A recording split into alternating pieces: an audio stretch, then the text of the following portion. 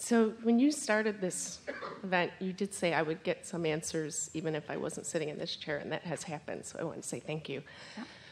Can we talk about child loss? You can talk about anything you want. Okay.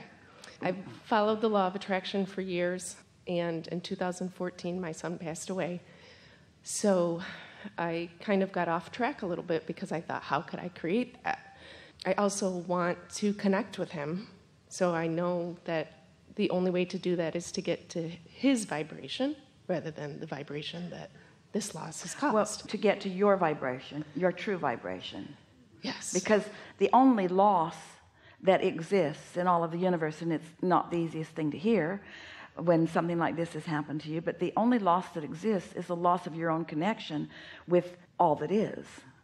And so we certainly get it that you can stand in a place where your perception is that you've lost something, and that experience alone would cause you to focus in a way that would pinch you off. But the true loss is what's pinched off, not that.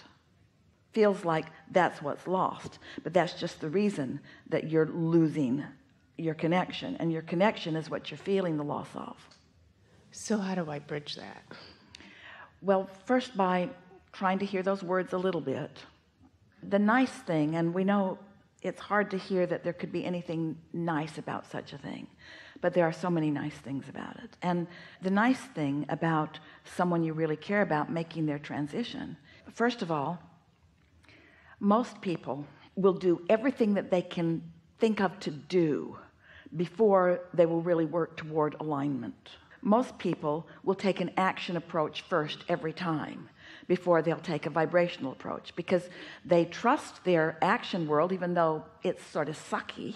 It's so mediocre and very little power in it, but most people will go there first because they understand the physics of moving stuff around and things like that.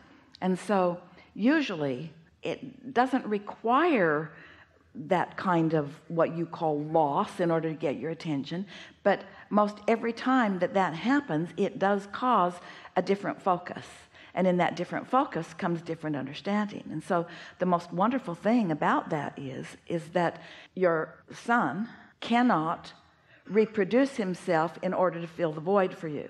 You've got to fill that void with something else, which requires that you just give up on the way that you would traditionally fill your voids and take another approach. And the good news is that when you take that other perspective and you do fill that void, it is so much more satisfying than you ever could have anticipated. Does that make sense?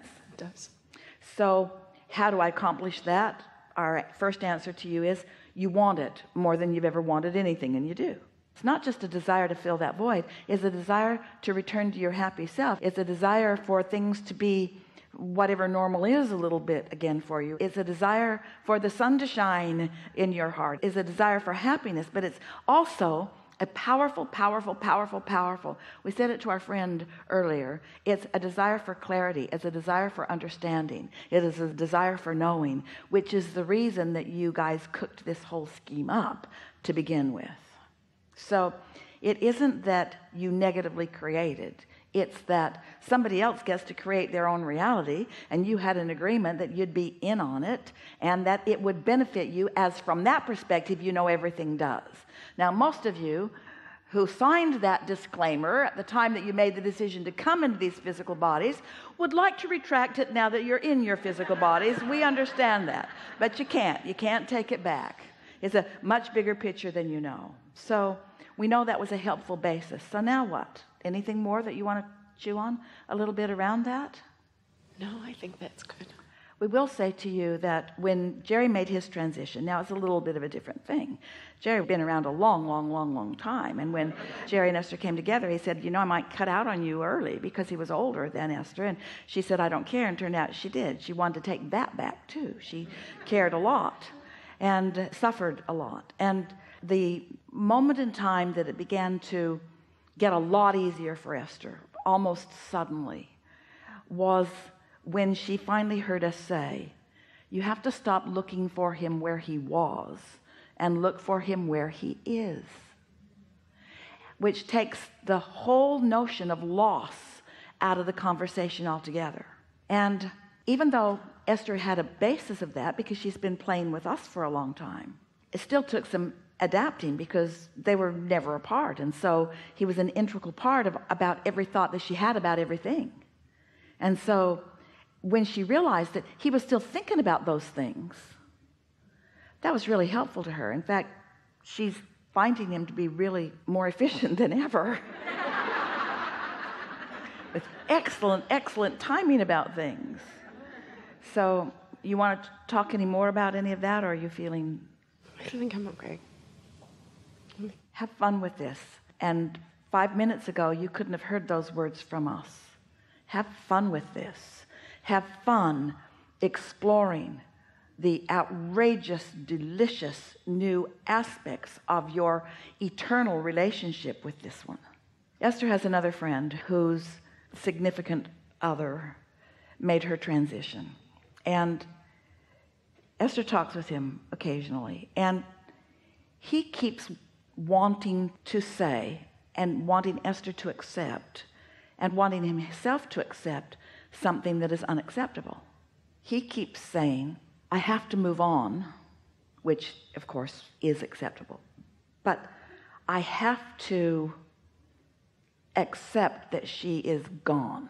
And Esther always goes, whoa, whoa, whoa, whoa, whoa, whoa, whoa, whoa, whoa, whoa, whoa. And then Esther explains again. She's not gone. She's still not like that. But Esther so wants, because Esther knows that his recovery would be so quick if he could accept the existence, the presence, the interest, the playing, the co-creating that is still happening. And Esther knows for sure that his feeling of loss would go away altogether and be replaced by a feeling of such eternal, co-creative excellence. But he has a belief that he's been dragging around, and a lot of humans around him wanting him to accept. You can't move on until you accept that she is gone. But you can't do that because they're still banging on your door. Where are all these thoughts and feelings coming from? What's his inspiration? How come I'm getting these blocks of thought? In other words, there's no gone. There's just eternal relationships that you can continue to foster all that you want. And there's plenty of humans that would say, oh, that's just crazy talk. But they're not talking much about the continuity of source. You know the way the majority of them talk about the continuity of source energy? There was this man. His name was Jesus. He came. He was here once. He did these things. Then he died. He died a terrible death. And he did it for you. And now you should feel bad for the rest of your life that he had to come there and suffer all of that for you. And that's the end of the story. And hardly ever did they say, and he's talking to you all day, and he's aware of you, and he cares about you, and he knows what you're doing. In other words, they've got it all wrong, especially that part. Yeah, that was it.